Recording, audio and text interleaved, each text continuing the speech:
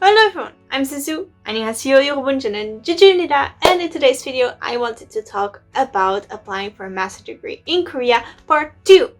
If you haven't seen part 1, in part 1 I talk about the application process, how to apply, what kind of documents you need, what are the costs of applying. So if you want to see that video, you can probably find a link here in the top of the video, or follow the link in my description box down below. There's not really a lot of information about this out there, so I just thought I will just share my experience and hopefully it will help you if you want to do a similar thing. So I got the email that said that I was through the second round, and she said that the interview would take place on a Friday, and she gave me the Korean Standard Time, so I had to recalculate. When I calculated it, it would be around 8:45 a.m. I think that what they do is that they kind of look at where you live and then plan accordingly so that you don't have to wake up at 4 a.m. So I was really happy about that. I didn't have to get out of my bed too early. When I woke up, I saw an email saying that everything was going too fast and I had to be ready in like 20 minutes.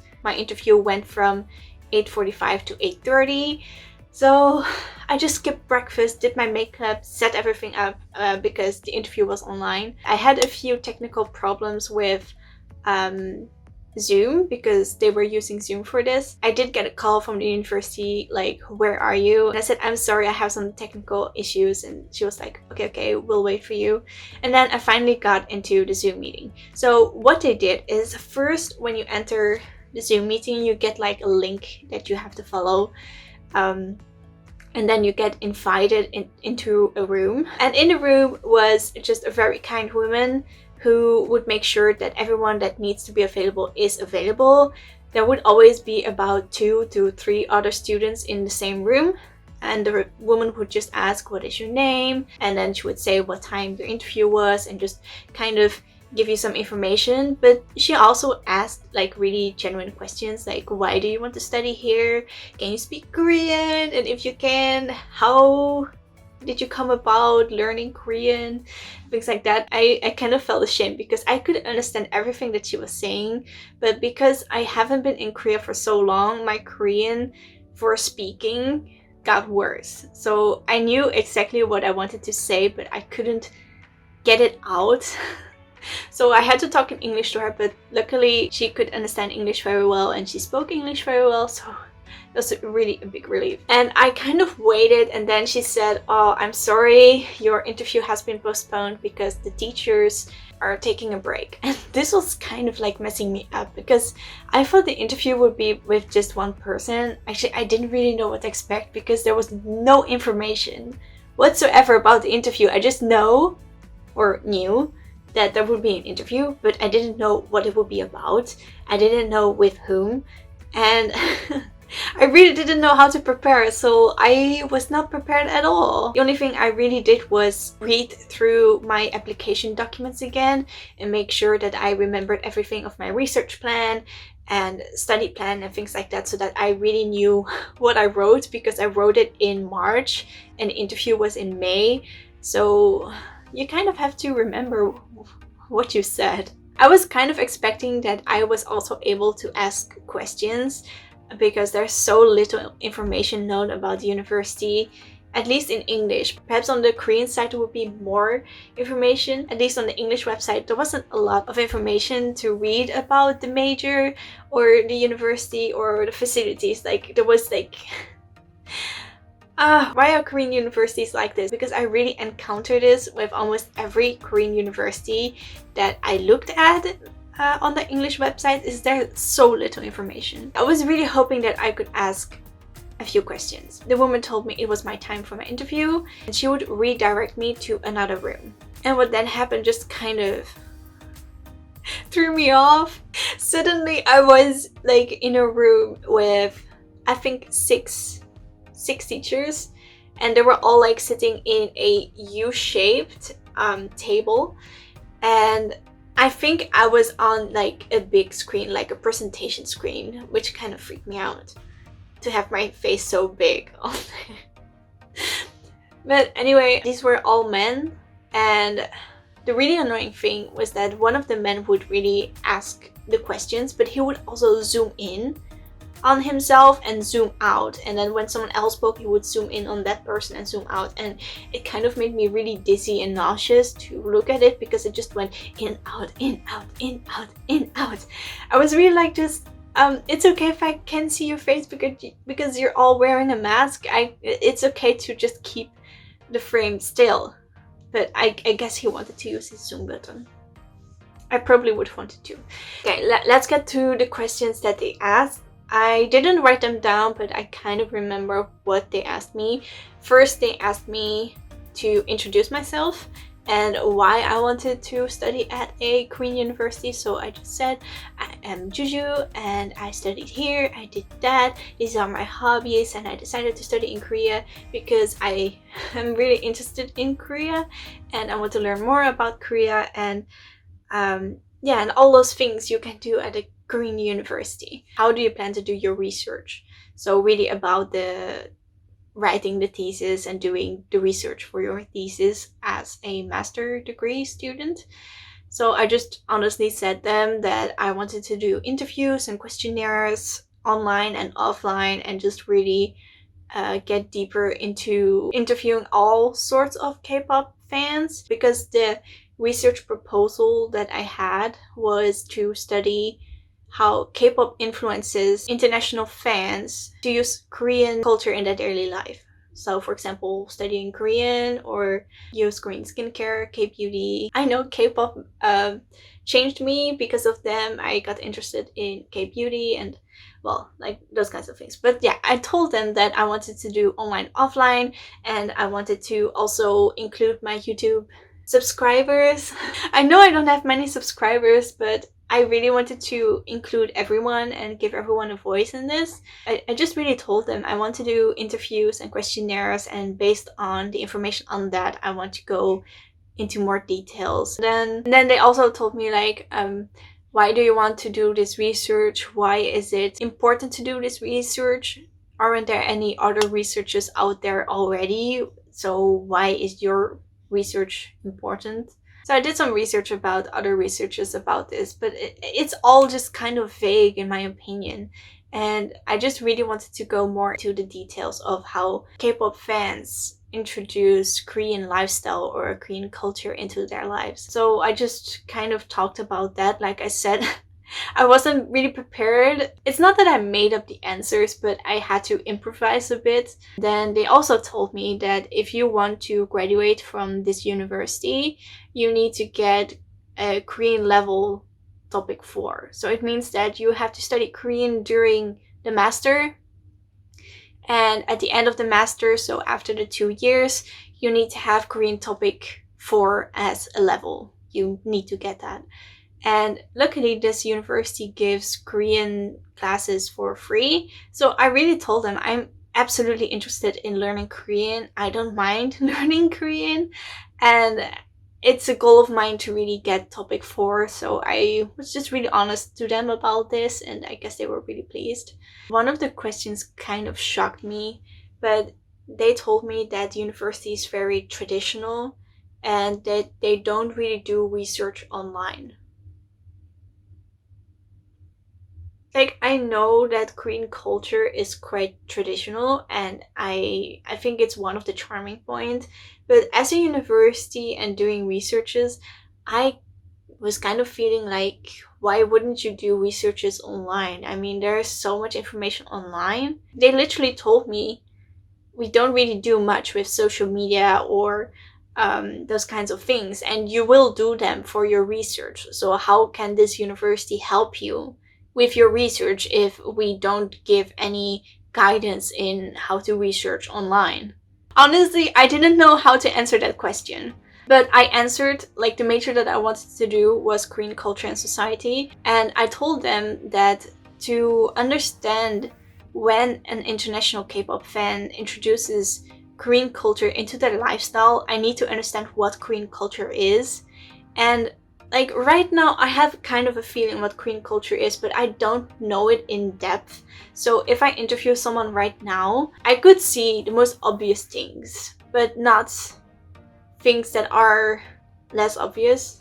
I don't really know how to explain it, but if you don't completely understand a culture or know the key points of that culture or know how those key points came to become a key point. Like somewhere in the history something happened or something changed or something made that key point. Like for example, in Korean culture, skincare is very important because in history, and I think still, Korean thinks that beauty on the inside should be mirrored on the beauty on the outside, and that's why it's important to take care of your skin and their beauty. But if you don't know such things, then you can't really apply them to the nowadays research about Korean culture. So I really talked to them about how important it is to get a really good knowledge about what Korean culture is, and I said that's something I can learn here at the university, and then I can use that knowledge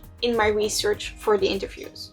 That was my answer. But I really have to say that I was kind of bummed that the university didn't really do research online, because I feel like we're such in a fast-pacing world and Korea is adapting so fast and so much to the technology nowadays. I mean, their internet is a lot faster than in my country, so they're definitely growing into a very powerful country with technology and things like that. So to have university tell you that they don't do researches online, I think that's strange. I feel like it's a bit old-fashioned, and I think perhaps like old-fashioned isn't necessarily bad. I guess that this perhaps is a way that Koreans do things, and that's totally fine. I'm just not used to it. Then that's all. So yeah, this interview was about 15 to 20 minutes where they just ask you questions about your research. So just really prepare for questions like, why did you choose this research? How do you want to do this research? What do you think that you will achieve with this research? Why is your research important? Do you mind learning Korean? How can the school help you with your research? And how can your research contribute to the school's reputation? Those kinds of questions are really the kind of questions that they will ask you during an interview like that. And it's a very formal interview. I wouldn't recommend going into this interview with your pajamas on. That was the interview, and after the interview they just said thank you for your time, thank you for taking this interview. And one of the things that one of the teachers told me, which I really appreciate, was that he said that he could feel my passion for Korea throughout the interview, and I was really happy to hear that, because I have a huge passion for Korea, and yeah, nothing will really change that. So I was really happy he noticed that. And then after that, you just click on a button to get out of the room and go back to the room that you were in before, so with the woman. And then you will tell her, hey, I'm done, it's finished, and she'll be okay, well, I wish you good luck, and yeah, bye-bye. Now, after the interview, you just have to wait until the date comes around where they will give you the results of who has been accepted and who didn't. I didn't wait until that day because I got a job offer and I decided to take it. So I wrote them a message that I was very grateful for applying and for the help and the support, but that a job offer came up and I decided to take it. And I got an email back that they were sorry to see me withdraw from the application process, but they wished me the best of luck, which was quite nice. But if I were going to the third round, and third round is just sending some extra documents and that's it. Like after the second round, if you get into the third round, you are accepted, so congratulations. But there are still some documents that you have to send to the university, because a lot of the documents that I sent for the application was online, but they also want to have like a physical version. And I wrote a little letter of what kind of documents they asked for, just so that if you do this, then you know what kind of documents you need to have printed out and what kind of documents you need to send to them. And be sure to send copies and not the original document when it's about the certification of graduation, because the university will not give those original copies back. Just send a copy, get it signed that it's true and valued and things like that, but don't send your diploma, your original diploma to them, because Korean universities will not give those back. First is the certification of graduation, which is your diploma. They just need it and they wanted to have a physical version. Like I said, do not send the original one.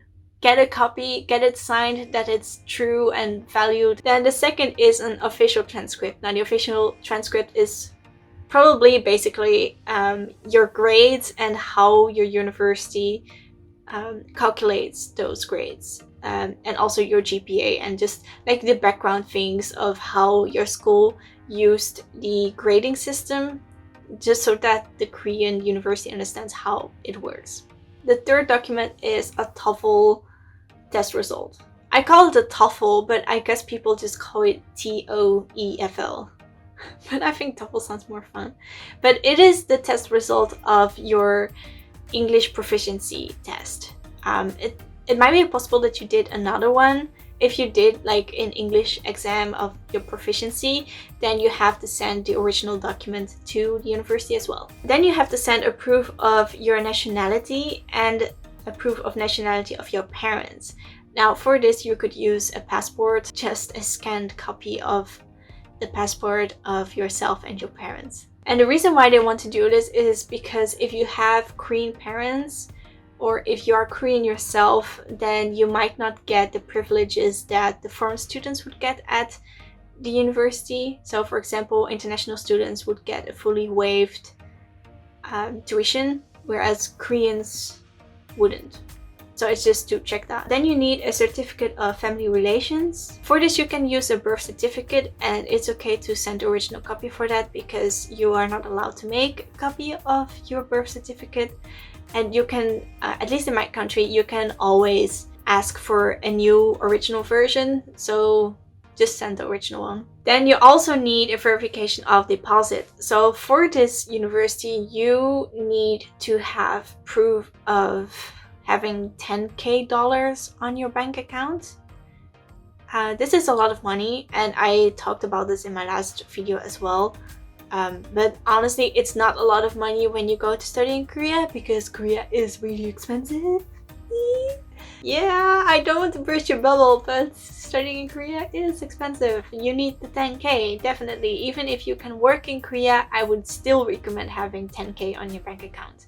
But if you don't have 10K on your bank account, don't worry, you're allowed to have a sponsorship. But if you have a sponsorship, so for example, if your parents will pay for everything that you do in Korea, then they need a letter of sponsorship. In this letter of sponsorship, your parent, your guardian, your grandma, or whoever is sponsoring you needs to write a letter that they will sponsor you during your time in Korea, and they also have to show proof of having those 10K on their bank account. Now, if you do the sponsorship and you have the letter of sponsorship, you also need a certificate of the relationship between yourself and the person that is sponsoring you. So for example, if it's your mom or your dad, you need to show the relationship between the two of you.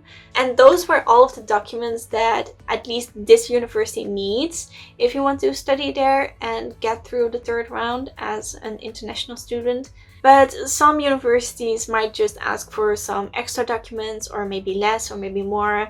It really depends on the university, but I think these documents are pretty basic in every Korean university. Yeah, I would just say prepare them, because some of them might take some time to get. That's it. If you've sent those documents to the university, I'm sure they will send you all of the documents that you need to get the student visa. And once you've got the student visa, you can go to Korea and study in Korea. And that's really how it works. It's a lot of documents, but it's not really that complicated. Yeah, I just really hope that this video helps you if you are applying for a master's degree in Korea and you're nervous about the interview, or you don't know what to expect like me. I hope this video explains a little bit to you what to expect and how to prepare. That was the talk. I know it's not a talking video, but I think it's necessary because I needed this kind of video when I was doing the master degree application and I couldn't find anything, so I hope this video will be helpful. I also noticed that some of you have asked me to make a video about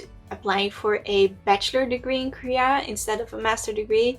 Now, I've already finished my bachelor degree, so a bachelor degree in Korea isn't really relevant for me, but I'm more than happy to do the research for this and make a new video about it. So if you guys want me to, let me know in the comments down below and I'll do it. So yeah, that was the video, guys. I hope you guys liked it. And with that, I'm going to end this video and I will see you all in the next video. Okay?